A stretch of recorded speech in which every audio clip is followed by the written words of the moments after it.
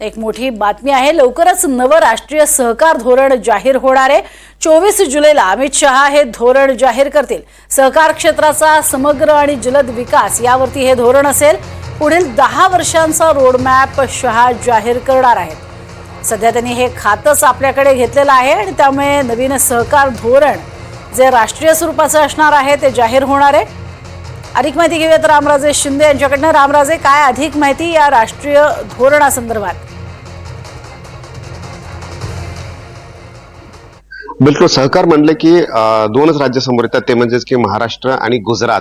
परंतु इतर राज्यामध्ये सहकार वाढलेला नाहीये आणि त्या दृष्टीनं आता पुढचे 10 वर्ष सहकारावर लक्ष केंद्र केलं जाणार आहे। आणि सहकारामध्ये वेगवेगळे जे वर्गवारी आहे त्याच्यामध्ये साखर कारखाने येतील किंवा गृहनिर्माण संस्था येत आहेत, दुग्ध विकास येत आहेत।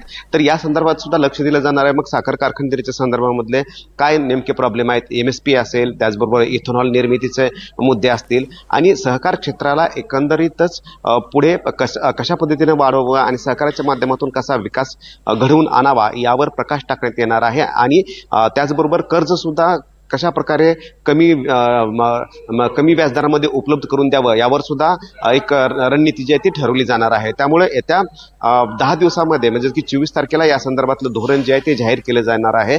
आणि यामध्ये कोणकोणत्या मुद्द्यांचा समावेश केला जातोय ते पाहावं लागणार आहे। कारण महाराष्ट्र आणि गुजरात वगळता इतर राज्यामध्ये सुद्धा सहकार क्षेत्र जे आहे तिथे भरभराटी होणं गरजेचं आहे। आणि त्या दृष्टीनं आता प्रयत्न केले जातात केंद्रीय पातळीवरून।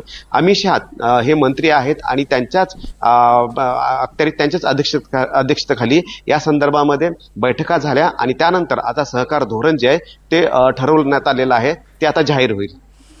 नक्कीच, तुर्तास धन्यवाद या संपूर्ण माहितीसाठी। तर नव्या सहकार धोरणाचा अर्थातच फायदा हा केवळ महाराष्ट्र गुजरात नव्हे तर इतरही राज्यांना होईल, यासाठीचे प्रयत्न हे आता केंद्रीय पातळीवरून सुरू आहेत। तुर्तास धन्यवाद या संपूर्ण माहितीसाठी रामराजे।